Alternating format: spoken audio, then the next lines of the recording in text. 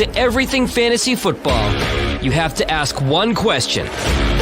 Don't you deserve a fighting chance? And now, welcome to Fighting Chance Live with your hosts, Kevin Tompkins and Scott Fishbowl 9 winner, Gary Haddow.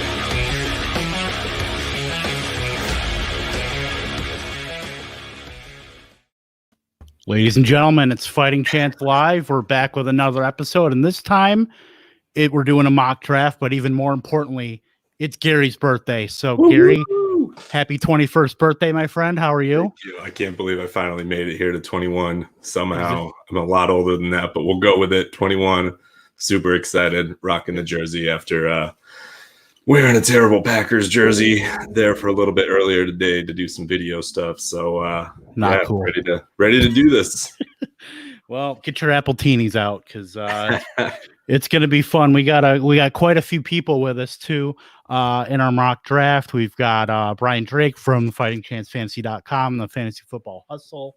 We have the Godfather, Ryan Hallam, Steve Rappin of fightingchancelive.com. Myself and Gary are going to be drafting one team here, and we're going to go through our processes here. We've got Petey Stitzinger from fightingchancelive.com at number 5, Dookie Hogue on Twitter, number 6. He's actually with Fake Pigskin. Fake Pigskin, that's right. I had that here, and you know what? My Appletini, it's not an Appletini, it's a Lime White Claw.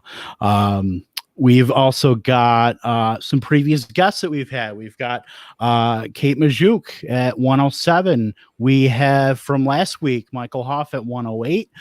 Next week's guest, Anthony Servino, Michael's cohort on the Fantasy Football Face-Off at 109. Michelle Majuk at 110. We've got the Fantasy Stoner. You know him on Twitter. Love him. I do, certainly, at 111. And then at 112, we've got one of Gary's good friends, Ivan, at 112. So it should be a really fun mock draft here to just kind of get an idea of what we're doing here, Gary. All right. So it's going to be a redraft, 12-team, 1 QB. Go, I think, about 13 rounds. Hopefully this will take just over an hour. And I'm actually going to hit start. So at that point, that puts Drake on the clock. And we're going to go from there. We haven't really done a lot of redraft content. We started doing a breakdown of our positions and stuff. So it'll be good to see how things go. See if things just go chalk, which CMC first off the board. We'll go from there.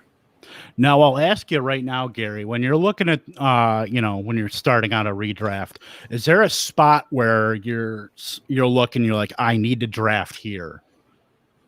Yeah, I mean, I always like to be in the front 3 if possible. I find that the middle 6, 7, and 8, I just hate being in the middle and not really being able to game plan whatsoever. Everything just kind of has to fall to you. If I'm at 10, 11, 12, it usually works out pretty well. But hey, we're on the clock now. So what are we going to be doing here? I'm always going to be more of a running back centric kind of drafter, especially in the early rounds. What are you thinking? Yeah, I think you have to be, especially this year with the way that running back just kind of falls off a cliff. I think you have to go running back here. You could go Michael Thomas, but I don't see the value in that when there's so much depth at wide receiver. So for me, at least, I would say it's between Dalvin Cook and Alvin Kamara. Yeah, I would completely agree. I'm actually kind of partial to AK here just because I'm such a big fan of the Saints offense this year. I just think that they're going to be taken off and Breeze has something to prove, but either one. So I'm going to leave this with you. You want to go Cook or Kamara? It's totally up to you. You can make the case for either. I'm perfectly fine with Kamara there because he's going to be a big part of that Saints offense. Yeah. Dalvin Cook, he had a great year last year. That Minnesota Kubiak scheme is tailored to him running, and you have some injury concerns there. Yeah. So 4 or 5 for me, it's really a toss up. In my rankings, I have Cook as RB4, but they're so close together. I see Alvin Kamara. It's a pretty solid pick there. You know what you're getting. Right. Yeah. Completely agree.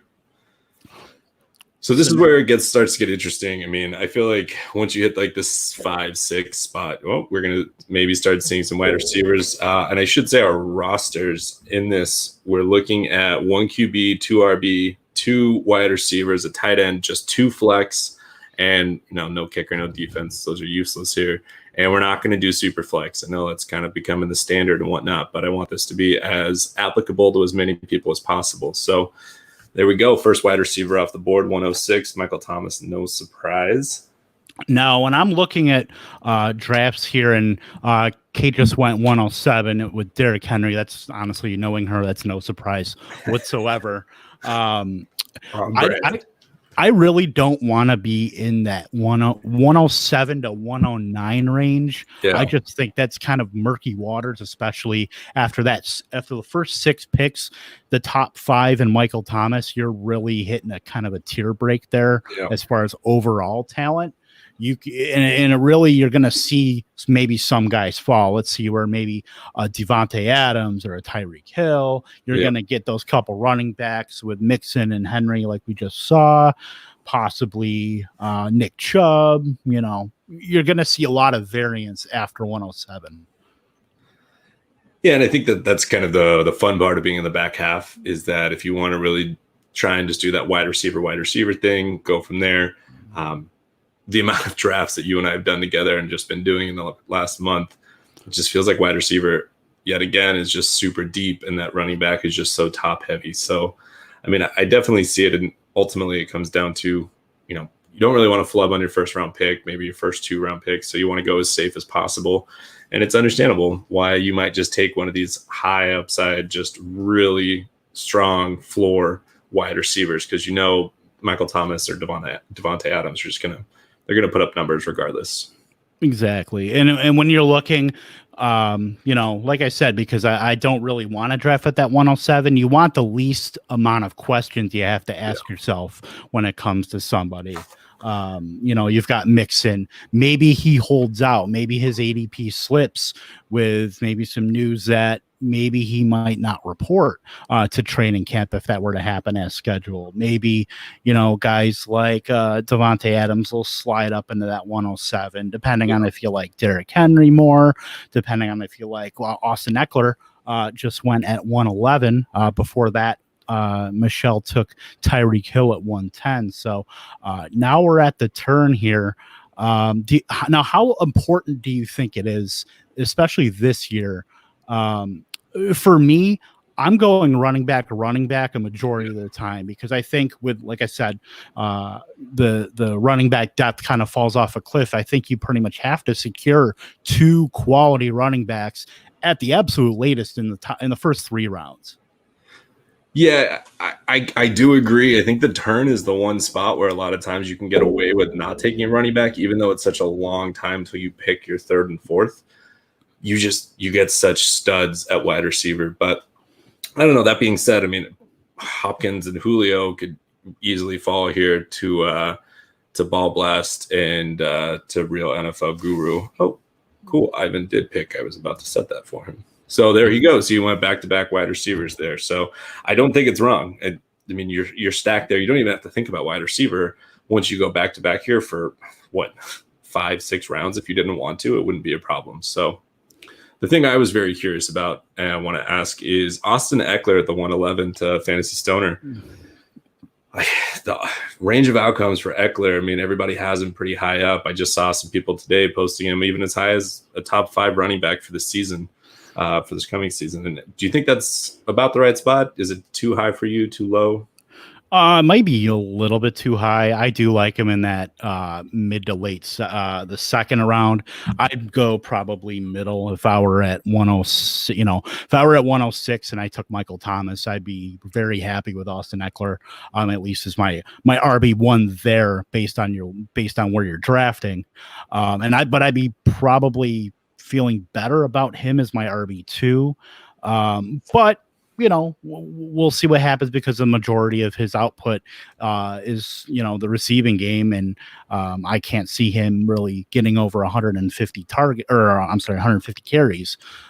So that remains to be seen, especially on a Chargers team that, there's issues at quarterback, with Tyrod Taylor and pending Justin Herbert. So we'll see, but I think more the second round, the early to mid second round is probably a better spot for him. But if you like your guy, and he's at the turn anyway. So I don't hate the move. It's just, personal preference. So what are we going to look to do here? So we have Alvin Kamara to start up the draft. It's a 1 QB, so I think both of us are on board that Mahomes is not going to be our pick. What are you thinking here? We're actually on the clock now. So we got Aaron Jones. We got Leonard Fournette. If we're looking at the top 2 running backs there, we might go tight end with Kelsey or Kittle, or we're looking at wide receiver with Evans, Galladay, something like that. Where are you at? Where I'm at here, because I'm looking at who fell, Clyde Edwards-Helaire just went at 208, and Chubb went, Jacobs went, Drake went, Sanders went. So there's still, I'm looking at running backs, and I really see Aaron Jones kind of popping out at me there. Yeah. I don't think that's a bad spot there, and being only 7 more picks away from another spot, I'd be perfectly happy with the receivers that are there as my wide receiver 1. You're looking at Evans, Galladay, Beckham, guys like that. I'd be perfectly happy. So how do you feel about Aaron Jones here as your RB2? I completely agree. I mean, I feel like if you're drafting based on tiers, which everybody should always be doing, always have your guys in tiers. Aaron Jones is a tier above whatever's going to be coming behind him in terms of running back. So I completely agree there. So let's go with Aaron Jones, see what falls to us. Yep, absolutely. What I'm always curious about here is how early do you pull the trigger on a Kelsey who just went after us, or a Kittle? It's just a 1 PPR. There's no tight end premium here, but Kelsey and Kittle, I mean, they're pretty much like taking close to a top 10 wide receiver, but you're getting them at a position with a lot less available options to produce. Well, I mean, it's the age-old, question of position scarcity. So, Kelsey and Kittle, I would say, are cleared 1 and 2 at the position. I don't think you're going to really get any pushback, even, with the season Mark Andrews had. I don't think there's really a case for him being 1 or 2, other than maybe a dynasty league. But yeah. As far as it's honestly just, it's too rich for my blood. I just think you're really sacrificing value to getting with running back and wide receiver. I think you just have to load up on those 2 positions, and then you can take a Tyler Higbee, or you can take a Hayden Hurst, a guy like that has some upside, or maybe pair 2 together and get some top 12 value combining the 2. Or if one breaks out, then boom, there you go. But I think you're just kind of robbing yourself of some value taking a Kelsey or a Kittle, at least in the second. Now, if we're getting into maybe the mid-third, I have less reservations about it. But, like I said, I think you're just kind of robbing yourself of some value there. What do you think? Yeah. I mean, I definitely agree. I mean, it's funny as we're having this conversation. I don't know who's actually watching this or listening, and here we are. Kelsey goes, and then Kenny Galladay, and then George Kittle. And I got to say that Kenny Galladay is one of the guys that I wish I could target in every single draft. I just think the sky's the limit for him. What he did without Stafford, he still put up numbers. I remember benching him in that game after Stafford went down. Was it Thanksgiving against the Bears? And all of a sudden he went off and just he did 3 catches in the first half for 121 and 2 touchdowns or something. And it made my Thanksgiving very, very crappy that I didn't start him. It's funny because I remember that because I started David Blau and Scott Fishbowl. So I was like, did I just stumble upon something here? Totally. Yeah, Kenny Galladay was wide receiver 11 in the weeks that Stafford didn't start, 9 through 17. So imagine him with a full season of Matthew Stafford, and they're going to be throwing the ball. You want to make your case about Darrell Bevell's offense being run heavy, but they got back to what they were doing and what they were successful at, which was Stafford throwing the ball to his receivers. So exactly what I hoped would happen happened. I know exactly who I want, and that's Mike Evans. I just think he has such a high floor. He's got Brady there. They're probably one of the best offenses they've had with everybody surrounding with Gronk there, bringing back O.J. Howard. Obviously, Godwin's going to be on the opposite side of him, and you get Brady. To me, it's a no-brainer. You take Evans here and just know that you've at least solidified that wide receiver 1, and then kind of figure out from here where you go. Otherwise, if you take a running back here, which I normally would do in a lot of leagues, I feel like that I'm constantly having to play catch up and try and find wide receivers that I think are diamonds in the rough and whatnot. So it seems like you agreed with me. You took the pick, so I appreciate that. 100%, because you look at Mike Evans, the floor is just it's beautiful to see. He's had 6 straight 1,000-yard seasons. The touchdowns have been up and down, but you look at Tom Brady's going to be throwing the ball to him now, and a lot has been said about maybe a Mike Evans drop off, but as far as the third round, getting your wide receiver one, a guy that last year was getting taken in the early second. Maybe he got hurt, but Mike Evans, that's just a steal at 304, especially with guys before him going off like Cooper Kupp. Oh, he's really gone down my board. I'll take Mike Evans all day long. Man, I was listening to the fantasy footballers today, and they were talking about Cooper Kupp and his numbers against man, against press when he's on the outside, and how when they started to run their 2 tight end sets, his numbers really started to take a hit. And I love Cooper Kupp. I just think he's a badass. He's like the only Rams player who I just genuinely like. And then when they said that, I was like, man, maybe that does make sense. So I will say I'm a lot more cautious about it. I know that you have sold me on another Rams wide receiver. So we'll see if we get him at some point in this draft. But I'm happy with where we're at. We got a high touchdown floor for all 3 of our guys, especially if Aaron Jones can not necessarily repeat, but keep a high number up there. Yeah, you're going to get some touchdown regression from Aaron Jones, but at that point, even if he comes down a little, I see no reason why not to take him there. And speaking of, we just had a wide receiver run after the Kupp pick before us at 303. Then it went Evans, Amari Cooper, Odell Beckham Jr., Juju, and then a quick quarterback run with Patrick Mahomes and Lamar Jackson. So the age-old question here, we talked a little bit about it last week with Michael Hoff, who was one of the ones that took a quarterback in Mahomes. How early are you comfortable taking a quarterback? Man, how early? This is, that's the right range where it's probably someone's going to take them at the back of the third, especially these two fantasy face-off guys that get something to yell at each other about or talk to each other about, debate on their show. But it makes sense that they're going to go there. You and I both agree, especially after our last pod talking about our QB rankings, that there's no chance we're going to be reaching out for them. If they in the 4th round, if they were both there, I would maybe consider it. But to be honest, if they were both there, I would probably not take one. And I would say, hopefully they fall to me in the 5th. Like, I'm just always going to keep playing that game, because no matter what, there are just so many quarterbacks, and it's such a deep position. It's an embarrassment as far as how the value that you get, especially later with quarterbacks. It's incredibly deep. But I'm going to stick with comfortability right now and look at 2 rookie running backs, at Clyde Edwards-Helaire, who went earlier at 208, and then Jonathan Taylor, who went at 311. Are there any concerns for you if those guys fall to you in the second regarding at least initial workload? Do you think they're gonna live up to at least that lofty draft position to be where you're like, oh, I'm comfortable taking Edwards-Helaire here at the end of the second, or Jonathan Taylor in the third? Where are you on that? Edwards-Helaire actually feels, I would take Aaron Jones over him, but in terms of like what's Aaron Jones' ceiling, we've already seen it. I think Edwards-Helaire probably could have that type of ceiling, close to it at least. I would take Edwards-Helaire over David Johnson, Leonard Fournette. And then getting Jonathan Taylor at the back of the third feels like a great value if, as Fantasy Stoner's done, he's gone Eckler, he's gone Sanders, 2 guys that have a very strong floor.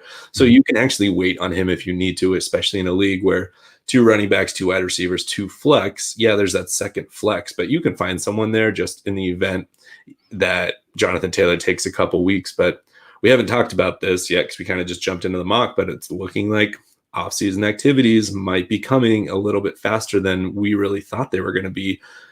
It's going to force me to reevaluate where I'm going to take rookies in the 2020 redrafts if there is off-season activities. If there's none of them, I'm going to fade him a lot harder. If there are off-season activities, especially if there's an actual training camp, the top guys are really going to start to solidify their spot where they're going to be at the back of the third or late second, as it would be for Edwards-Helaire. Yeah, I do agree. You might see some ADP, a little bit of a shift in that as far as skewing toward the rookies. I'm just don't know if I'm super comfortable in a redraft taking putting the draft capital into a guy like Clyde Edwards-Helaire.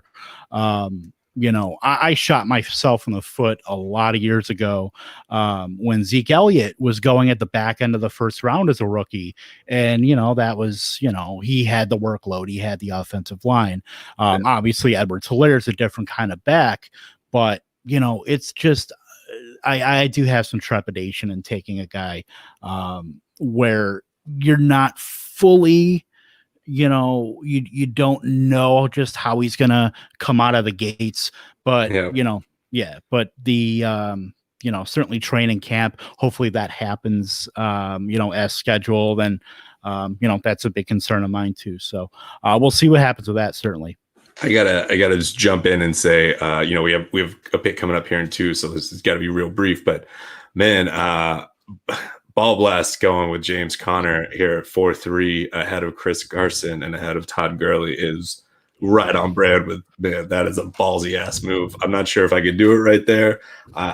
It makes sense. They're diehard Steelers fans, but even then before that was Melvin Gordon at the 3-4 turn to be the RB1 for Crazy Ivan. I'm not sold on Melvin Gordon. I never have been. So those will be that's kind of that ambiguous spot where I want to try and stay away from taking a running back if I don't have to. I hear you there. And now we are up now at 4-9. We've got 2 running backs. We've got Kamara and Aaron Jones. We've got Mike Evans.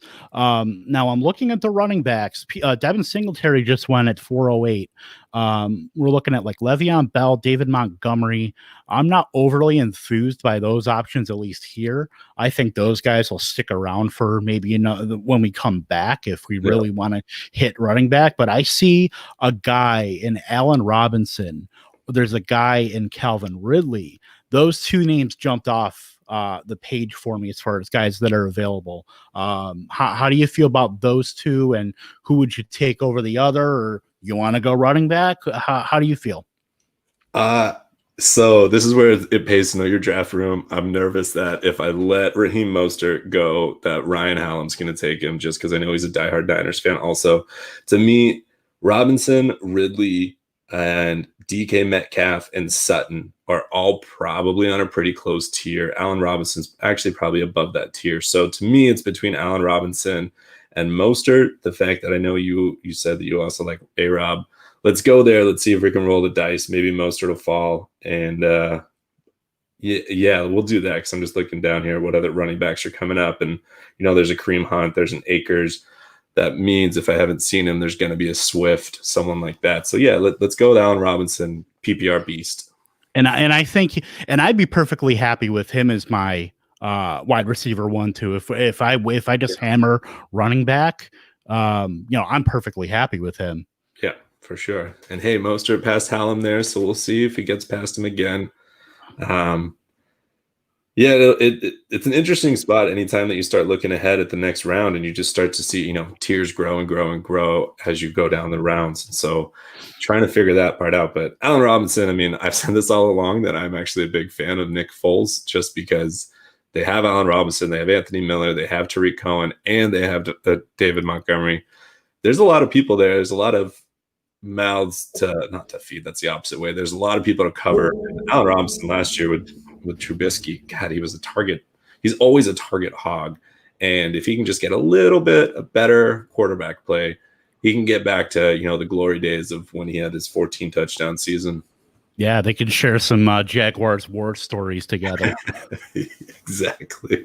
Oh, my Lord. So we're at round 5 right now. Calvin Ridley just went off the board.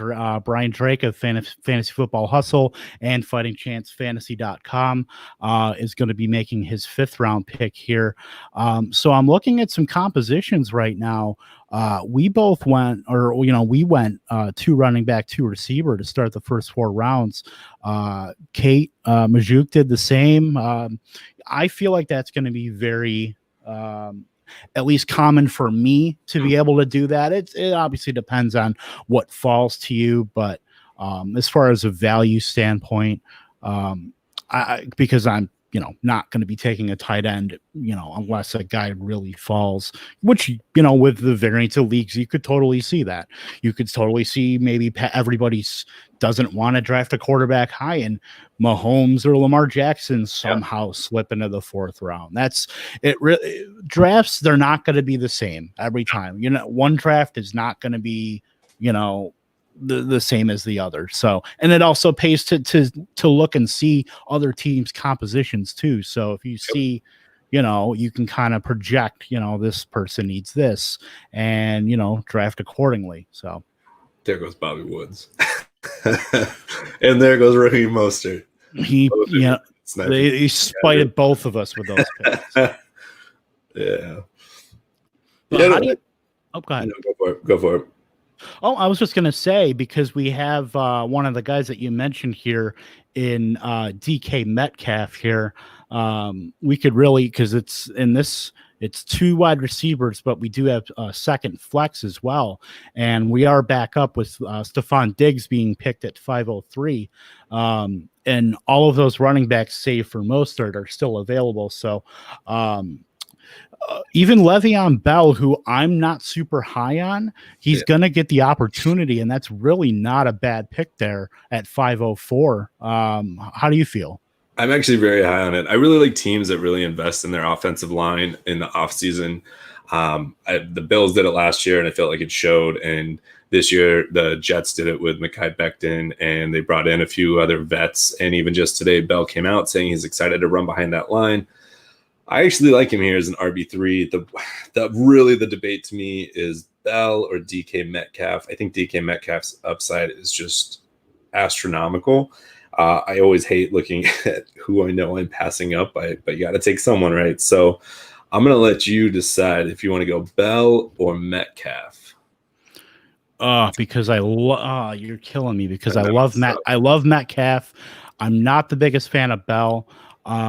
I'm going to go with the talent, and I'm going to go with DK Metcalf. Yeah, I just think the touchdown upside, I think he's going to be the clear number 1 over Tyler Lockett. Yeah, I'm going to go DK Metcalf, and DK Metcalf. The only thing I would say is, if you're bringing in Hyde, you're not 100%, maybe you are certain about Carson, whatever it is, or if Carson gets injured, I feel like for once we might actually see the Seahawks lean on Russell Wilson a little bit more. They'll maybe take a little bit of a step back until they have their stable of running backs that they really like. And if that happens, I mean, the sky's the limit for DK. I'm a huge Lockett fan. I actually just think he's a great wide receiver. He's a fantastic wide receiver too. And I think DK has all the skills in the world to take the top off of everything. And going after him is Deebo. And Deebo Samuel, of course, someone near and dear to my heart. I love Deebo way more as a football player than I do as a fantasy option. I think he has a really safe floor. I just don't know what his ceiling is when it comes to fantasy, because they have so many other pieces there in the Niners offense, whereas DK is clearly, he's either the 1 or the 1A or 1B. And so I'm happy with that decision. Right. Yeah, I fully agree there. And our 4th tight end just came off the board, in Zach Ertz. I'll go with him right now. Zach Ertz. Now, how much do you think Dallas Goedert cuts into what you'll see out of Zach Ertz in this season? Yeah, I wonder if I have blinders when it comes to Zach Ertz. I think that maybe I don't see as I should be seeing more of what Goddard does to impact that. I think it's so difficult because they had so many injuries last year. And so to me, it was like, well, he's getting less targets, but Zach Ertz is constantly getting targets. And so the Goddard factor, well, once you have other pieces, he's still going to be a mainstay of who Carson is going to be looking for. So I do really like Zach Ertz. I think Zach Ertz for Dookie's team there is a little interesting because all he has is Chubb. So he has Michael Thomas, Nick Chubb, Odell, AJ Brown, and then Zach Ertz. And maybe he just felt that there was, a giant tier. I mean, clearly we were right in not taking Bell. No one's even touched him. And so going with a tight end, though, I don't know. There's other tight ends that are going to get comparable value, whereas the running back, if you were to wait, you're probably going to get a significantly less value relative to Bell or even Ingram. I mean, Ingram's not going to go away, and he's kind of sleeper's number 2 running back that's on the board. Yep, right here. And you look at the last 3 rounds, look just the sheer number of wide receivers that are going. Yeah. 3 through 6 as far as rounds, you're going to be making your bed with those wide receivers. That's going to be that's value city. You're looking at a bunch of possible wide receiver ones that are just slipping because of the lack of depth at running back and having to hit those in the first 2 rounds, at least for me, because and here we go with Kareem Hunt going at 609, and then now DJ Chark 509. 509. I'm sorry. Yeah, I got to go to Lens Crafters, man. So now Michelle just actually posted in the chat, Michelle Majuk from the Ball Blast podcast, why is DJ Chark, who is a top 8 wide receiver before his injury, going at the bottom of the 5th round? That's a great question, honestly. She and I got into it on Twitter, and I was like, well, DJ Chark fell off. And she was like, actually, he didn't. He got a little banged up, but he did have some strong games towards the end of the season. So, yeah, I don't know. I think it's distrust in the entire Jags offense and people just not knowing what the heck to make of it. Yeah, like Chenault comes in, but I don't really know what Chenault is or isn't. He's a very polarizing prospect, right? And so it just comes down to, do you believe in Minshew? Do you not? Do you believe that they're tanking or not? I think the way she has it with Tyreek, then Drake, then DJ Moore, then Connor and Chark, I really like those picks. I probably would have subbed in Carson for Connor, but Connor, again, it just has such a high upside. So as your wide receiver 3, like, hell yeah, that's awesome. You get a built-in safety net if the Jags sputter, but you also get in this awesome upside that DJ Chark showed in the first half of the season last year. And we could see a lot of Jacksonville garbage time too, so that's only going to benefit him as well. Yeah, completely.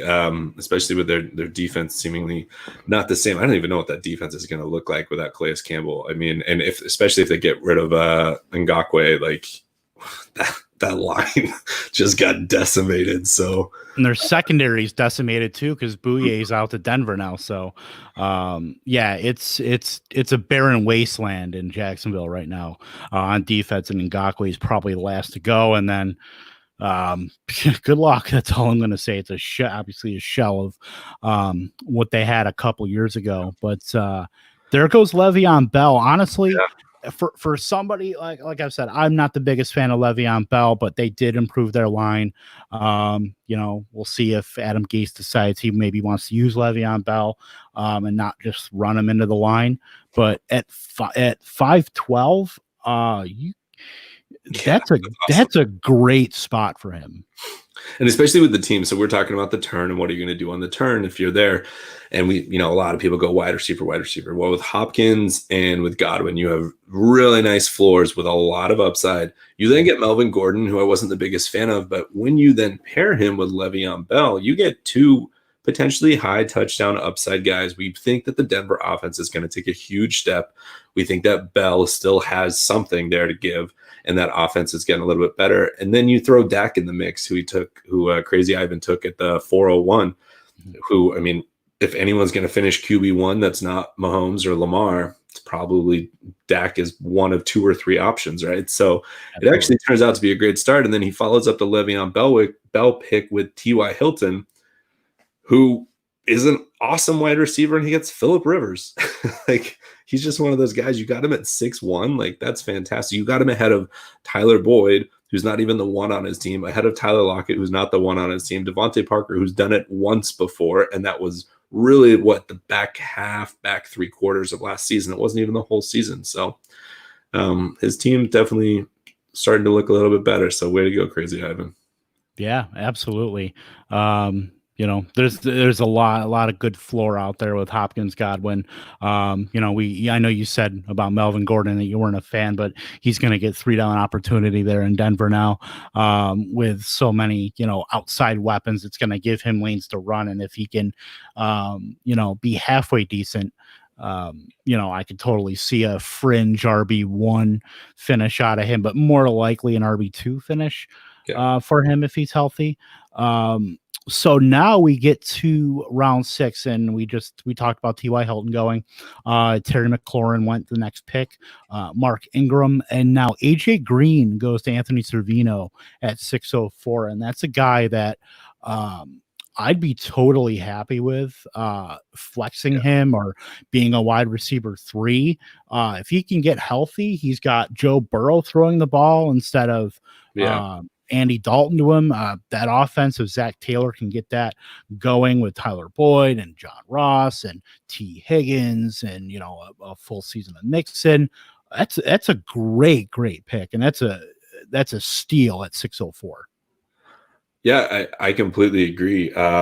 My question to you here, we're about to pick, is do you go QB knowing that you can get Kyler, Russell, or Deshaun, if those are, let's say, the next top 3, which I believe you do have there, or do you go with running back? The top on the board for me would be probably Swift, Dobbins, Damian Williams is there, and Geis. I'm not the biggest fan of them, even if it is just the one season. Maybe Geis, but you're kind of taking a shot there.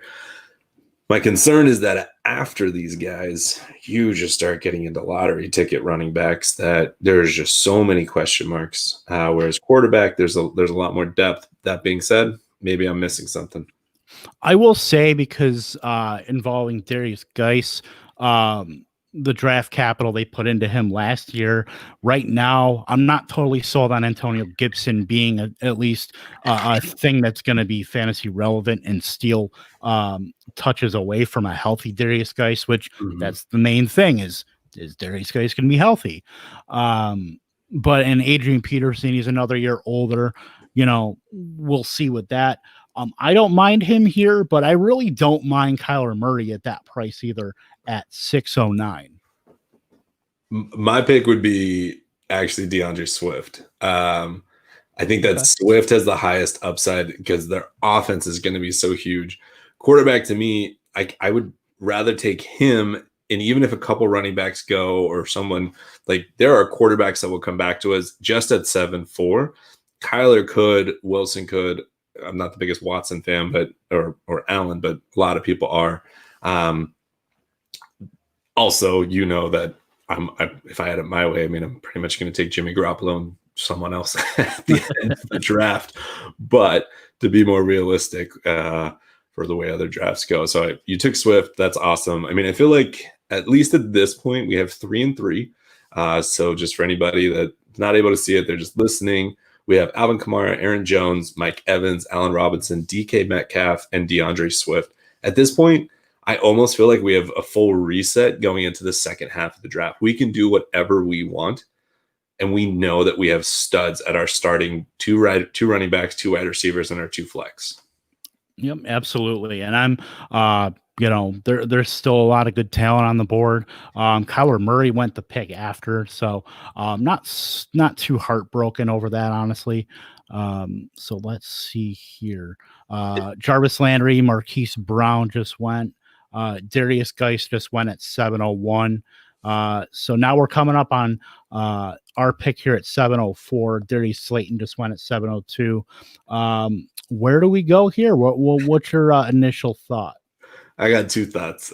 One is to go Russell and just take Russell Wilson here, pair him with DK. The other is, do you think Drew Brees will fall to us? Because if we think the Saints are going to be this high-flying offense, between having Alvin Kamara or Brees, you are probably getting 99%, 95% of their touchdowns, and a lot of them are going to be stacked.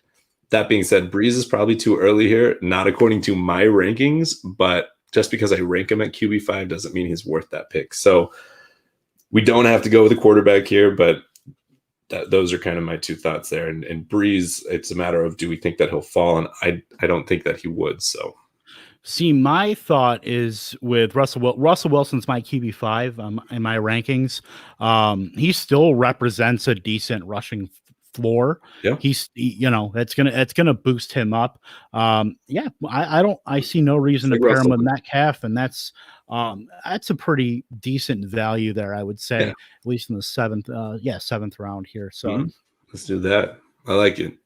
It's weird. It's the earliest I've taken a quarterback in a redraft in a while.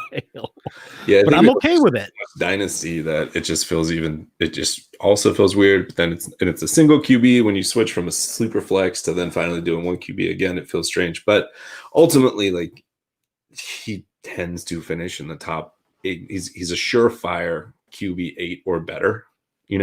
So I think it's a solid pick, especially if you believe DK is going to do what we both expect him to do. Decaf Metcalf, you bringing that one back? There we go. Yeah, I just you're gonna get that 3 or 4 game lull. It happens every year with Russell Wilson, but other than that, it seems like maybe Pete Carroll kind of put some training wheels on him for a certain part of the year, and then remembers that he has Russell Wilson, who can pretty much will that team to winning games. So, that's just high upside. Lock in. I would say a locked in QB 8 or better. This year easily. So, Brandon Cooks went the pick after at 705. One of the best values, at least to me, Marvin Jones at 706. Now, where he hopefully gets a full year at Stafford. Now his ADP has been going up and up. At least the last 2 weeks, he's gone up about 30 spots according to Fantasy Football Calculator. So do you think maybe he's gone a little too high here at 706? What are your thoughts? The first thing into my head was, oh my God, Marvin just won at 7-8. But then I'm looking at the other wide receivers on the board. And if you don't take into account what rookies, you're looking at, for the most part, wide receiver 2s on their team: Will Fuller, Sanders, Deontay Johnson, Christian Kirk, Mecole Hardman. Those are all wide receiver 2s. And Marvin Jones is a lot closer to a 1A, 1B than people think. He might not be the main target, but he at least has the touchdown potential. We've seen it year after year. He has crazy touchdown upside. It's always skewed a little bit because he has these 4 touchdown games, but it feels early, but in the context, it doesn't feel that early because Michael Gallup is what, the 2A, 2B, 3A? I don't even know what he is. So it's not that surprising, and he goes afterwards. So no, I think we know he ate 1. That's for sure. Yeah. Yes, definitely. Yeah, but just Marvin Jones there, it's too rich for my blood, but I understand it. Yeah, I think that's the best way of thinking about it. I definitely, if you can get him in the 8th, 9th, which I think will happen in a lot of home leagues, that'll definitely be there. I'm absolutely shocked that no rookie wide receivers have gone off the board until 7-11. Stoner just took Jerry Jeudy as the first rookie wide receiver off the board. So his team is looking at Eckler, Sanders, Jonathan Taylor, Mark Andrews, Tyler Boyd, McLaurin, and Jerry Jeudy. Would you be taking Jeudy as your first wide receiver off the board in a redraft? In a redraft, I would say probably. I probably not. I think Lamb would probably be the consensus wide receiver 1, at least for me, to come off the board, and I would say probably a round later. But at 7-11, he's going to be Stoner's third. He'd be a flex option because it's 2 wide receivers. I don't hate it. I just look at Jerry Jeudy, and this is I'm a guy who loves Jerry Judy's talent, his route running. But there are questions as far as what kind of slice of the pie is he going to get in this year, and with everybody around him, it's really hard to kind of justify taking Jerry Jeudy that high where he may get 60 targets. That's probably the worst case scenario for him. Yep. Yeah, I think with Noah Fant there and Sutton, I feel like Noah Fant's not getting enough love this year. Plus, you have Melvin Gordon and Philip Lindsay. The offense is going to be awesome. Jerry Jeudy will be awesome. I don't know if he's going to be that awesome for 2020. So I do completely agree with you. There are other wide receivers I would rather have. And man, for 2020, I think there's not just Lamb. I like the safety net of Justin Jefferson. I like the upside of Raygor more. He's actually who I was going to say I kind of hope might fall to us here. I think he could be a nice upside play. Yeah, but that being said, in Dynasty, which this isn't, but in Dynasty, yeah, I mean Jerry Jeudy's top 2. So yeah, that's and that's a fair point too, because you've got Justin Jefferson who could be walking into ready-made, being the wide receiver 2 in Minnesota. You've got Rager who, with health questions surrounding Eagles wide receivers, he could be the one for all we know. Yeah, so completely. yeah, absolutely. So he could be as low as 4, maybe 5. Who knows? Depending on how much you like Henry Ruggs. It's certainly a viable question to ask. But hey, all I'll say is go get your guys, and I'm happy to be wrong if Jerry Jeudy just decides to ball out and brings Sutton back down, as a wide receiver 2 on the Broncos team. We'll see. And even more interesting then, after the Jerry Jeudy, so Stoner's at the 11th pick. It goes Ingram, Marlon Mack, and then he takes CeeDee Lamb, back-to-back rookies. That's a lot of risk to take. Rookie running wide receivers are someone I always stay away from in the redraft. This is the first year where I've even considered them, and he went back-to-back. I'm not sure if that's something I could do with my 7th and 8th picks, because you have no idea. You still don't know the offseason turnout, what's going to happen there. That's a lot. But hey, you also could have just amazing studs that just from the get-go are able to go and able to ball out in Denver and in Dallas. Yeah, absolutely. If I was going to take a rookie wide receiver, it would be Lamb. And he's paired, he has Jonathan Taylor too. So 3 rookies in the first, 8 picks? Yeah. I know exactly who I want here. We'll see if he falls, because it's going to be 4 picks. I like to play out like if we hadn't have gone quarterback, then what would we have gotten? Because I love Breeze so much. If we hadn't have taken Russell there, I don't know who I would have felt comfortable with, but J.K. Dobbins was somebody that I was kind of like, is it too early? Is it not? If I had taken Dobbins and I get Breeze, and gotten Breeze here, I would have felt great. If Dobbins doesn't fall, like that sucks. But if he does fall and I get Russell Wilson's and Dobbins, like hell yeah, that's fantastic. So that's kind of my ideal scenario right here. Yeah, I do like that if he were to fall. Pairing him in a possible flex, you could kind of swap him out with Swift. If he ends up being, if Ingram were to get hurt or something were to happen, that timeshare, goes out of whack and Dobbins is just man among boys. I jinxed it. I did it. There he goes. And that's how it goes. And this is my always debate. Like you said, it's the earliest you've taken a quarterback. Right now, as stands, Breeze, Brady, Rodgers, Ryan Wentz, Stafford, Locke, Roethlisberger, probably our top guys that I know between us we both really like. And so there's no one between Russell Wilson and our current pick that I'm like, I wish we didn't, like that we missed out on. Like that sucks. Higbee maybe, and Dobbins maybe. So anyway, so now it's our pick. I'm at a loss of what to do. I have a couple guys I like. So Hunter Henry's one, but I'm never really that sold on him. I kind of think that I want to go with Raygor and just go with the upside. I honestly think that we can get him a little bit later, but there's one name that almost pains me to say because I haven't been the biggest fan of him, but he would be a flex option at best. But if he were to hit and actually play some games, Will Fuller. Let's do it. Done. Completely agree. Boom. That that is a boom or bust pick if there ever was one there, and we don't have to worry about that because we're not depending on him to be a starting wide receiver. If he plays, 3 or 4 games, he's got overall wide receiver 1, potential for that week. Mm-hmm. Especially the Cooks, and Cooks could go out at any given knock to his head.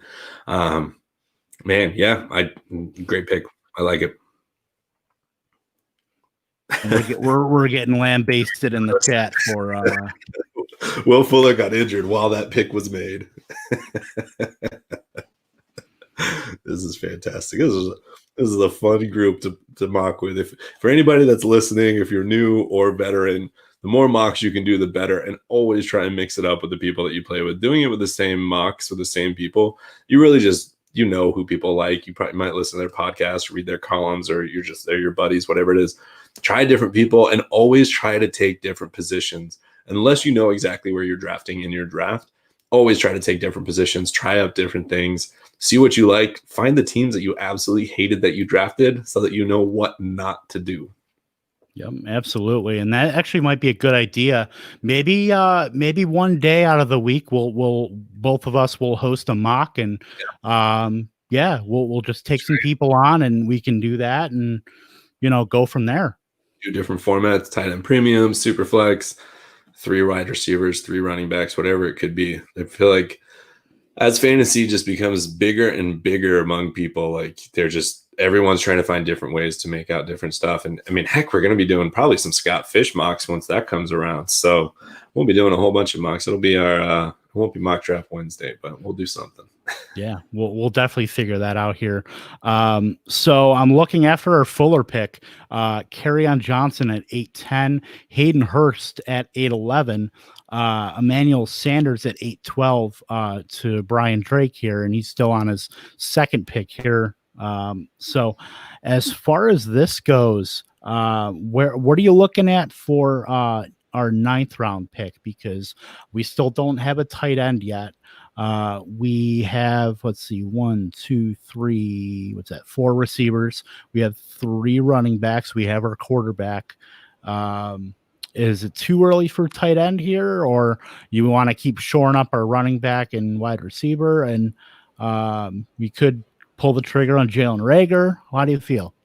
So looking ahead, Ball Blast doesn't have a tight end, and the other Ball Blast doesn't have a tight end. I apologize, ladies. I can never know which one's which when it comes to your Twitter handles. So that's I don't expect more than 2 tight ends to go off coming all the way back around to us, because I was going to say a tight end right now, which to me would be Jared Cook for the touchdown upside, or Noah Fant just because the genuine upside. But with only 2 probably going to be going, I think we can wait on that. So now the debate becomes what running back or what wide receiver. I mean, we talked about Reagor. I think he obviously did fall to us. With a running back, it's tough. There is somebody that you and I have talked quite a bit about. You sniped him from me. And given that we're starting to get a little bit thin here on running back, that would be Darrell Henderson. He was a 3rd round pick. He's in a pretty strong offense. There's not a ton of other options there. I think he might actually be one of our last running back picks besides just I know who we should take. Let's take Zach Moss. Let's do it. It's going to piss them off. I think we should just do it. I don't think it's a bad pick. He's going to be a 50-50, and what's going to be a solid offense. It's either that or Henderson, and I really don't want Henderson on my team. I don't want Rams on my team other than Cooper Kupp or Robert Woods. So you can object. I guarantee he's not making it back to us. 100%. I guarantee it, just because I know who we're drafting with.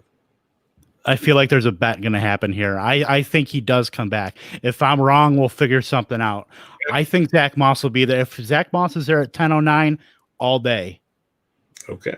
We'll figure out. We'll do a charity better. We'll figure out something. But 20 seconds, your pick. I'm going to go with Darrell Henderson here. Okay. I know you're going to hate me, but no, it's okay.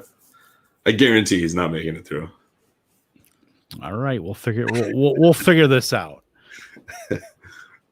You think they don't have a tight end right here? I Okay, now that I made that, I bet Zach Moss does go. 100%. They were even talking about it in the chat beforehand that so the Ball Blast girls, ladies, they're both big Zach Moss fans. Stoner said he's a big Moss fan. So we'll see. I mean, their next pick, Tapiti. Well, he's a Bills fan. He doesn't count. I'm just kidding. I'm kidding. And they're all pissed. They're all pissed in the chat room because they wanted him. So, well, that's validation that I was right. You were wrong. No. That's all that I care. But that is the first time. I'm just kidding. It's definitely not the first time I've ever been wrong. Man, see, quarterback's still on the board now. It's insane. I'm gonna. You know what? I'm gonna do one even better. You know what? I might have to give something away here. Maybe I'll a $10 either $10 to Fantasy Cares or I don't know. What do you think? I'm gonna let you since I lost, I'll let you pick. No, I think that's fantastic. We're just gonna start doing these bets throughout. That's gonna be our thing. That we'll do. I don't know, $10. They'll probably add up pretty quickly. So we'll do $5 and we'll just do bets. Whoever wins, loses, whatever. It'll be $5 and we'll keep a tally sheet and we'll go from there. So yeah, for that right there, that's $5 to fantasycares.net. It's not currently live accepting donations, but as soon as it is, if you're listening to this, you probably know all about it. But in case that you don't, it's Scott Fish. It's his. It's not just him, but other people. But it's the charity. Everything that gets donated goes towards buying Christmas presents for children in need. And last year, Scott Fish Bowl raised, I think, 17 or 18,000. I think's the number I heard. And a lot of there's a whole bunch of different competitions doing it. So if you're ever looking to take some of the money that's going into your leagues and you want to donate some of it, that's a great one. Obviously, there's a ton of other charities going on right now, given the state of the world and whatnot. But so that's us, fantasycares.net. That's what we're going to be doing from here on out. That's for the rest of our lives, Kevin, every time we bet. Yeah. Hey, I'm good with it because you know what? It's funny because they're talking about in the chat that they actually want to make this a league. So you know what? I'm great with it. I think it would be fantastic if we can get everybody on it. Yeah, let's do it. And we can come back to it too later on in the year. And just when we're 0-12, we can. So I just want to hammer this home. We're getting towards the end of the 9th round. And, there have been a smattering of quarterbacks. We took Russell Wilson. We just did a podcast episode. Pretty much all three of us said, Stafford is our number one target. And yet we didn't take Stafford. And who is still on the board right now? Brady, Rodgers, Ryan, Wentz, Stafford.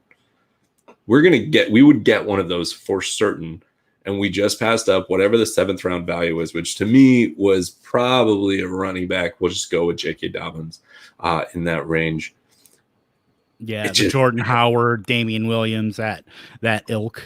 It's a tough pill to swallow whenever you make picks and drafts. I always do have to remind myself, we took Russell Wilson because he is very good.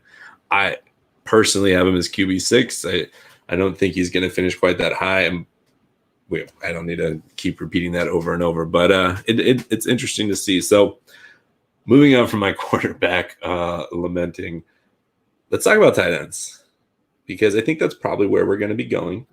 So we got Cook, Hooper, Fant, Gesicki, Goddard, Jonnu, Ebron, Hawkinson, Jarwin's probably a stretch, but out of those guys, I don't know, who would you go with? Let's just go with a couple and assume that maybe one or two will fall to us. Jared Cook, safe, solid, gets Breeze. I think that's kind of a slam dunk there. If he's there, I think he's just an auto, hammer that left click button for Jared Cook. Now he could go here and I got it like having some contingencies. So if I wasn't going to go Jared Cook, I have no problem with a guy like Noah Fant in his second year. I have no problem with a guy like Mike Gesicki. I have no problem with Dallas Goedert either because he's going to get a big share of that Eagles offense with so many questions at wide receiver. It's going to be the tight ends, Ertz and Goddard, and they're going to probably they love Goddard. They have an out on Zach Ertz. he could be the guy, and he could really start asserting himself in that offense. So I have no problem with guys, certainly Cook, then Fant, Gesicki, Goddard. Those three are probably they're pretty even for me. I think I have Goddard higher than Gesicki and Fant. Yeah. Man, higher. I like that he has a built-in upside if something happened to Ertz. I don't know. I don't think that he's higher than Fant. Fant showed really well, even if it wasn't a ton of games, but I feel like he has a growing connection. My only concern about Fant is there's just so many people in that offense now. Yeah, that's my main concern there is, just there's so many options in Denver that it's going to be hard. It caps the upside for Fant, at least for me. Yeah, in that case, God, the Gesicki hype isn't something that I've been willing to jump into, but he did do really well towards the end of the season. He's had a couple touchdown games. If you guys haven't heard, which I'm saying this sarcastically, he's a spark freak. He's just a total athlete, man. But if it's Tua, is that a good thing or bad thing? And I don't think any of us know. If it's Fitz, like that's fantastic because you have Preston and you have Devonta Parker. Like, you can't. It's going to be hard to defend there. So I don't know. Maybe I think Gesicki is probably what I'm sold on there. And we might have an out to divvy it up between those three because Jared Cook did just go at 10:01. Mm-hmm. And Hunter Henry before him at 9:10. That seems very late for him. I'm not somebody that's pretty high on him just because the QB situation confuses the heck out of me. But if you're going to be talking about, aren't Hunter Henry and Jared Cook very similar versions of each other, just on opposite ends of their career? They're high touchdown. They're going to have some games where they blow up, but they get a lot of touchdowns. And they're solid players on their offense, people that their quarterbacks can trust. So I was listening to the Fantasy Football Face-Off today. Michael Hoff and Anthony Servino were just talking about Nyheim Hines, with Hines potentially being the Eckler for Phillip Rivers. And no shock to me, Nyheim Hines just went at 10:05. I think that's a great value there. I think that's something you're going to see maybe a little bit of a spike in ADP with him being used in the passing game with Rivers' propensity to check down a lot. Yeah, completely. And Michael Hoff here, he took Tariq Cohen and then Max came around and took Nyheim Hines. And I completely agree with what he said in the chat. And that's you stock up on RB receptions late. And both Hines and also Tariq Cohen. I think people forget how awesome Tariq Cohen was 2 years ago. And then Trubisky happened. And I think if they can get Foles, those are guys that are going to have really nice floors. If you get injuries, if whatever bye weeks, that you have a plug and play. And so don't discount these scat backs as we kind of think about them, because they do have a role in their offenses, and there's quite a few of them. So if you ever do have to punt on running back early in your drafts, go for it. These Cohens and Hines, if you do, then go for these guys late in the draft. Yeah, they're not sexy by any means. They're high floor options.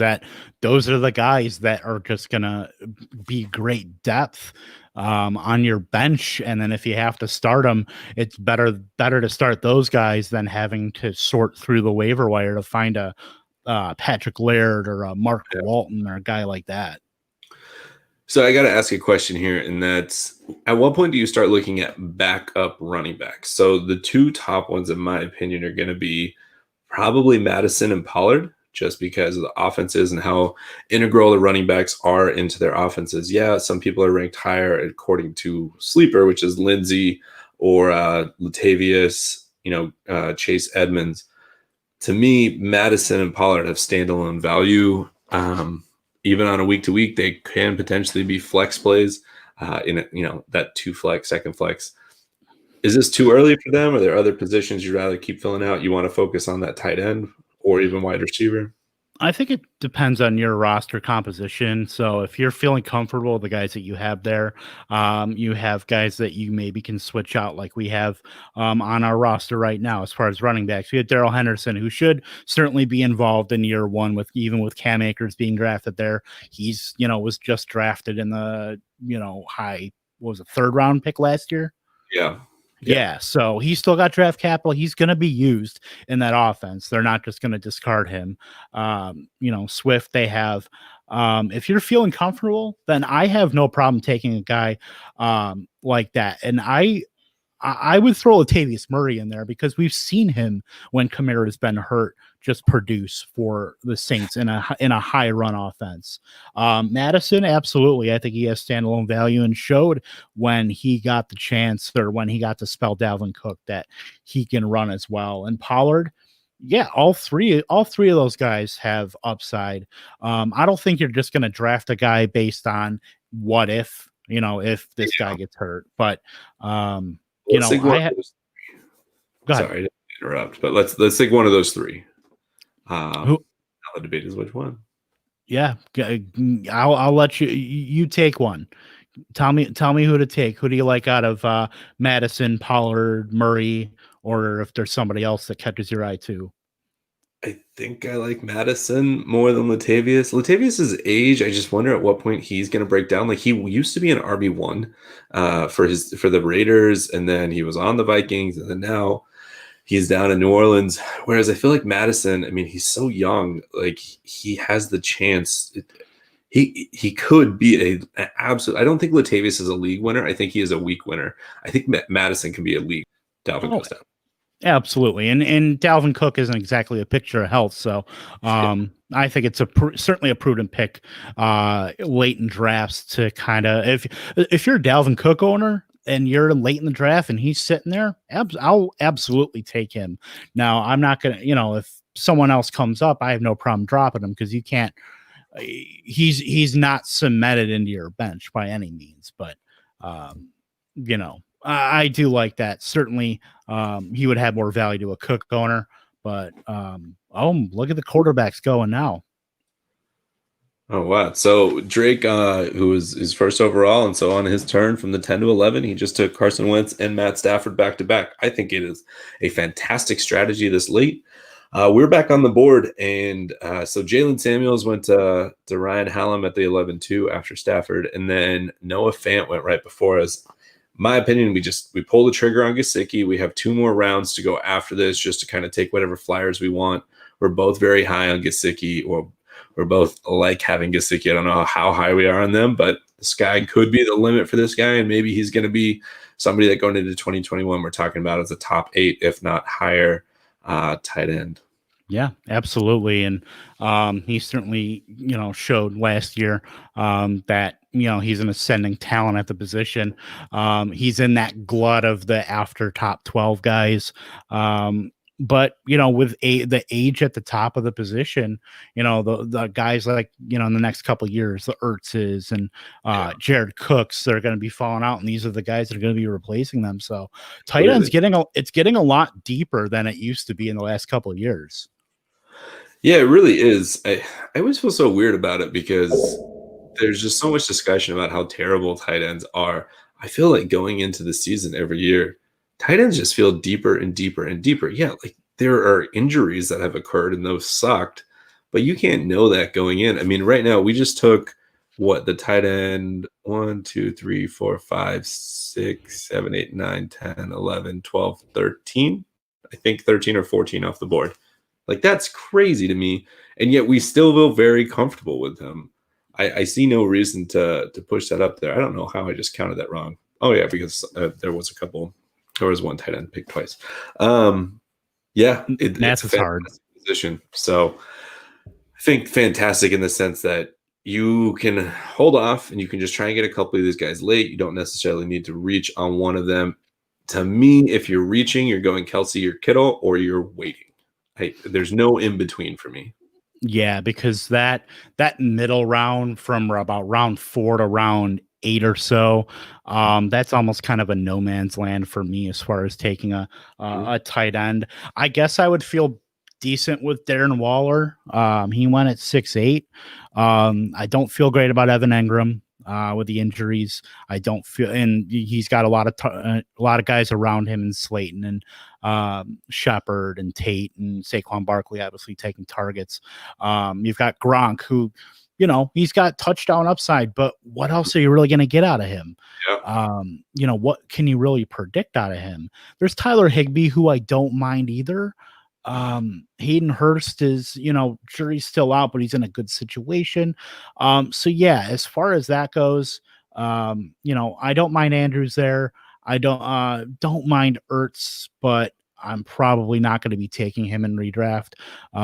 So yeah, absolutely. Kittle, Kelsey, or you've got, your run of Gesicki, Hooper, Hawkinson, Fant, those guys. And I will say in most drafts, Hayden Hurst does not normally go in the 8th round. I think he is going to be actually, there's a string right here in the 11th of Fant, Gesicki, Hooper, blank, Hawkinson. And I feel like Hurst probably normally slots right in there, and you just have a run of tight ends. And so if you can kind of just plan it to, set a tight end somewhere on whatever your rankings are, once that tight end goes, that's when you're going to jump into the tight end race. And to me, that makes sense. Like, that's a Jared Cook, that's a Noah Fant. And until one of those guys go, I'm not probably going to be making an effort to try and get a tight end. And I really love, by the way, that you said blank where Sammy Watkins went, because that's about how I feel about him. Lizards aren't people. Sammy Watkins is barely a football player, so there we go. No, I'm sure he's a nice guy, but that ship has sailed. Boston Scott there, going in front of AJ Dillon. I don't mind Boston Scott there because he's going to be involved. He's going to be involved in the, he showed last year that he is going to be part of that offense. I think, they could have signed Carlos Hyde. Who knows? They might still sign Devontae Freeman. They might still sign a running back. But right now, if it just goes into training camp with Miles Sanders and Boston Scott there, Boston Scott's got a lot of value at that, at that late 11th, 12th, maybe even deeper. Because keep in mind, we're playing with, analysts and industry people they're all on their game. So, if you're in a home league, those are guys like Nyheim Hines, Boston Scott, guys like that with reception upside, Jalen Samuels, those guys are going to be dropping in drafts. Yeah, completely. I mean, there's just so much value at the back of drafts, and especially if you are in home leagues where you're going to see quarterbacks going earlier, all the more reason just scoop up as much value, because the Jalen Samuels that went at the 11th is potentially going in the 13th. There's a lot of value to be had in these drafts, in these back rounds, which makes me wonder, what are we going to be doing? I feel very silly for even suggesting the Jalen Reagor pick earlier. We've got it'll be 5 rounds later, and he's still on the board. I think he's ours. Honestly, if we want him. Yeah, I'm all for it. Knock on wood. Yep. Yeah. Do you ever take 2 tight ends in a league like this? I would wonder. The same thing with 2 QBs or 2 tight ends. Are they something that you're ever taking, or if your guy doesn't work out, you're just going to stream? Maybe if it's a guy, I'll maybe take 2, but obviously late. I would pair them up, and if I hit on one, great. If not, I did that last year. Actually, I did that with Mark Andrews and somebody. I can't remember the other guy, probably because I dropped him right away. Because Mark Andrews was my guy, and I got him in like the 13th or 14th round. Yeah. So, it pays to do that. If you got a guy with high upside, like, a Gesicki or a Hawkinson, you can pair him with somebody and hope you either get a breakout guy. You can do that with a Blake Jarwin. You can take a Jared Cook and then maybe on the back end, take a Blake Jarwin and then just be good. And I jinxed it. God damn it. No, it's okay. No, I think this is a perfect spot. I don't want to make the noise by typing and stuff to figure out what the Seahawks opening schedule is like, but this late in a draft is when I will actually look at a schedule see who has a great opening. Like, I disregard the fact that I'm a homer. I can tell you that the Niners have an amazing opening schedule, or so it looks like on paper. If let's just say Russell Wilson, or let's say you take Deshaun Watson. I've talked about this on Twitter. If you take Deshaun Watson, they have a gauntlet for the first 4 weeks. I would 100% back him up with Jimmy, just in case. Like, I don't know if you're going to have the balls to make that start sit decision, but if you can look at the schedule and say, hey, there's clearly going to be some rough waters here at the beginning, let's find somebody that has a soft schedule, regardless of who it is, and try and put them in there in the same way, with a tight end here. Like Gesicki, I think we'll know within 2 weeks whether or not we're going to want to keep trotting him out there. And someone like, so Jonnu Smith, Eric Ebron, there goes Jimmy right before me. Eric Ebron, Blake Jarwin. I'm actually really intrigued about either Jonnu, Ebron, or Jarwin. I think they all have similar kind of touchdown upsides. We could see what happens. And at this point in the draft, let's take Blake Jarwin. Let's see what happens. There's all these people talking about it. You'll know within a couple weeks if he's going to be gone, and we'll go from there. Yeah, I'm fully on board with that because I like our depth, and maybe I would say we could probably take a wide receiver to end everything. Yeah. But other than that, yeah, why not? We're good with Russell Wilson. We can always pick somebody up on waivers at quarterback for a bye week, and look at the quarterbacks that are still out there, guys. You could, get for Daniel Jones is still out there, Ben Roethlisberger, Joe Burrow, Kirk Cousins, Jared Goff, Ryan. Those are guys I would be happy to stream. And Daniel Jones, I would start every. He'd be my starter. I would be fully happy with him as my QB1. Man, why am I not seeing Justin Jefferson? Where did he go? He went rounds ahead. My apologies there. Yeah.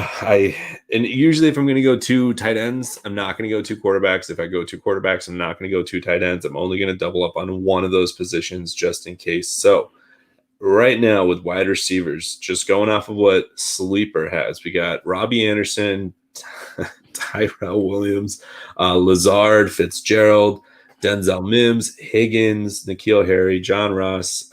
Is anybody jumping off for you? Paris Campbell?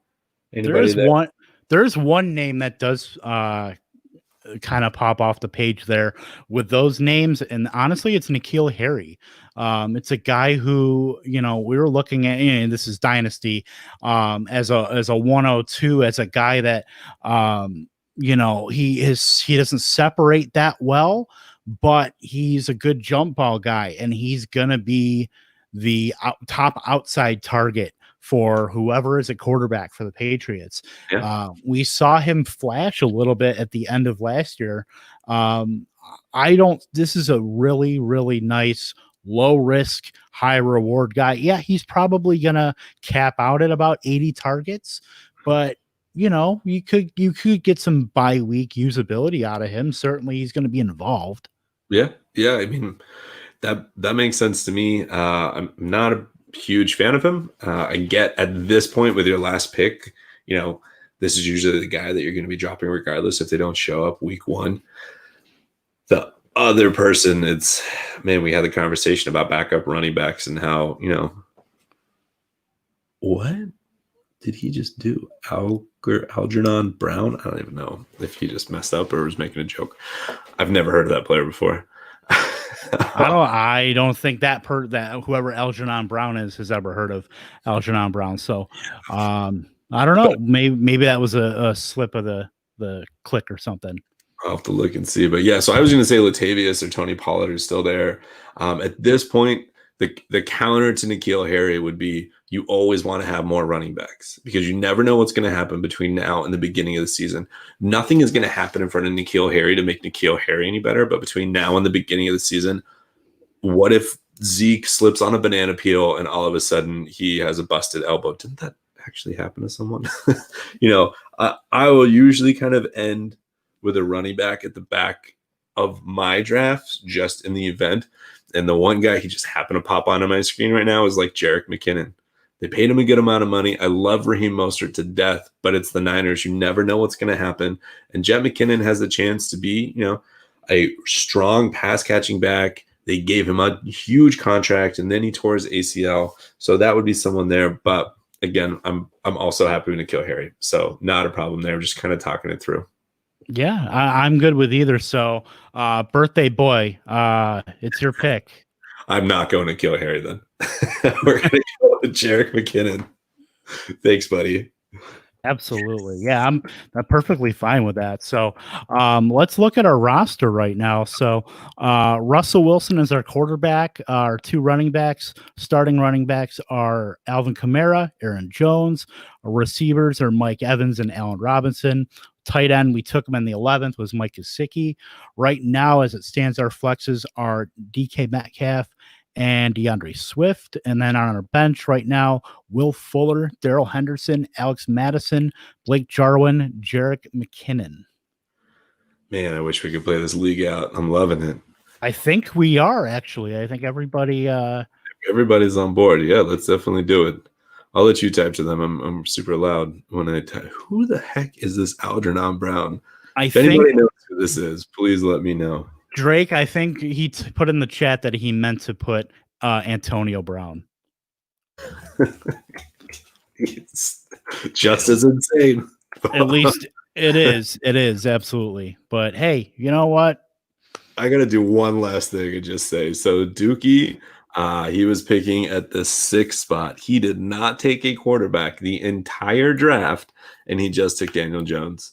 I applaud that, sir. That is awesome. And it is, I mean, Daniel Jones will throw picks, but man, he's going to throw some touchdowns. That is the pick of the draft for me, honestly. Yeah, definitely. That's fantastic.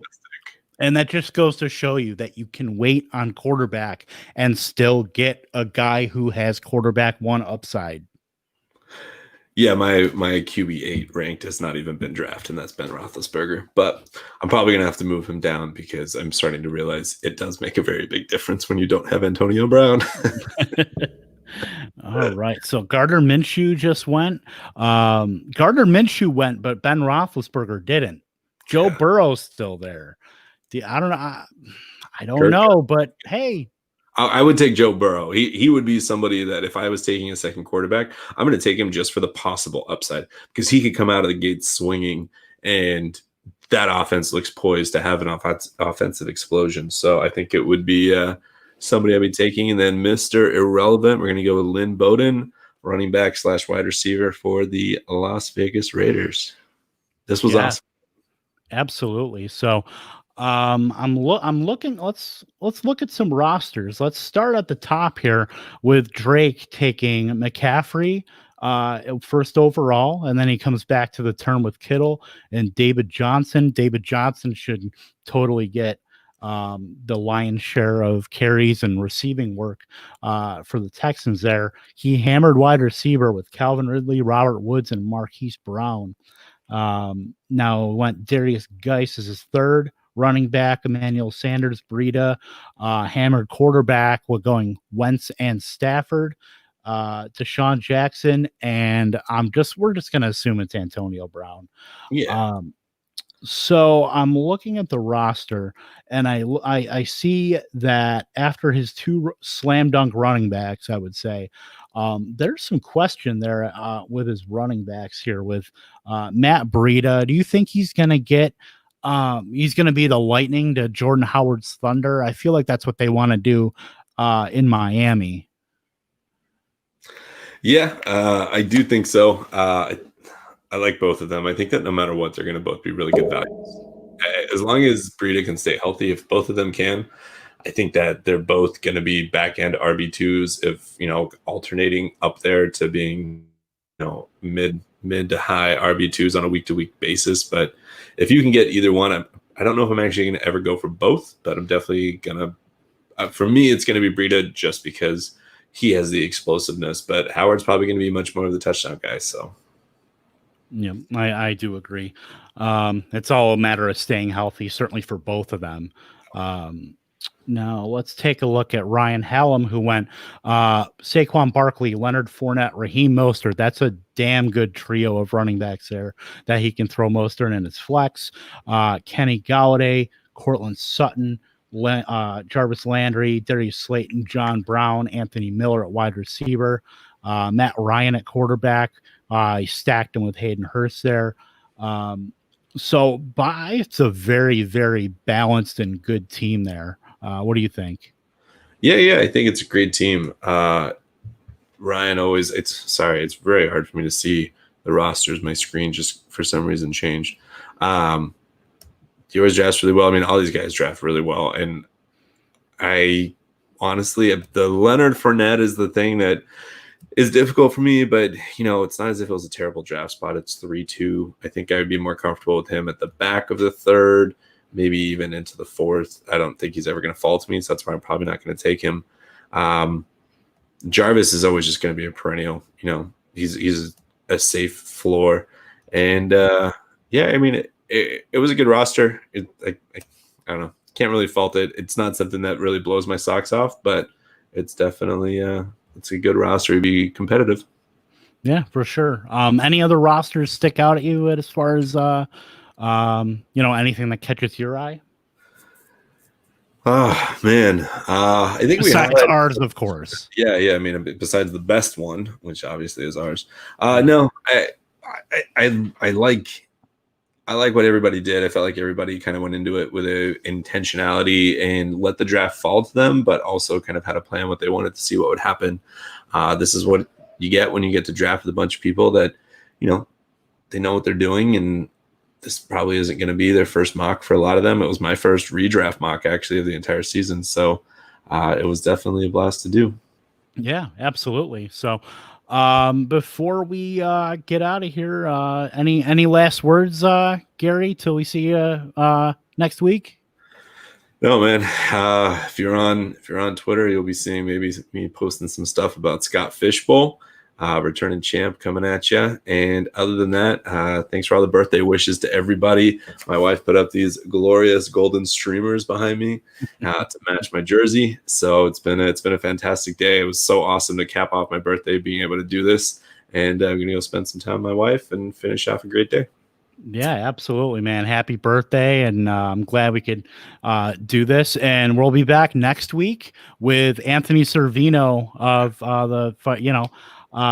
Fantasy Football Face Off. We're going to talk some running backs. We talked with Michael Hoff last week with quarterbacks. We're going to move on to redraft running backs and kind of do some of the same thing. We're going to just go through my rankings, go through all of our rankings actually, and then just kind of dissect them going down the list, and guys outside the top 12 who we think can move up into the top 12 for 2020. So we'll have that coming your way.